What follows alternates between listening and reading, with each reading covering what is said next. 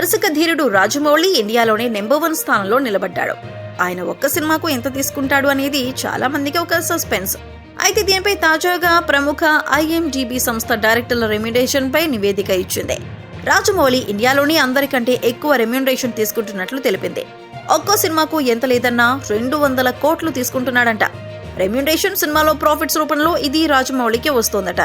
Star హీరోల కంటే రాజమౌళికి ఎక్కువ రెమ్యునరేషన్ అందుతోందని ఈ నివేదిక వెల్లడించింది. ఈ స్థాయిలో ఏ డైరెక్టర్ కూడా తీసుకోవట్లేదని నివేదిక వెల్లడించింది. మిగతా డైరెక్టర్లలో ప్రశాంత్ నీల్, సందీప్ రెడ్డి వంగ ఒక్కో సినిమాకు 90 కోట్లు తీసుకుంటున్నట్లు నివేదిక తెలిపింది. ఆ తర్వాత సుకుమార్, రాజ్ కుమార్ హిరానీ 80 కోట్ల దాకా తీసుకుంటున్నట్లు స్పష్టం చేస్తోంది ఈ నివేదిక. రాజమౌళి తీసుకునే రెమ్యునరేషన్ ఆయన స్థాయికి తగ్గట్లే ఉందని అంటున్నారు ఆయన ఫ్యాన్స్. ఎందుకంటే రాజమౌళి తీసే ఒక్కో సినిమాకు 1000 కోట్ల బిజినెస్ జరుగుతోంది.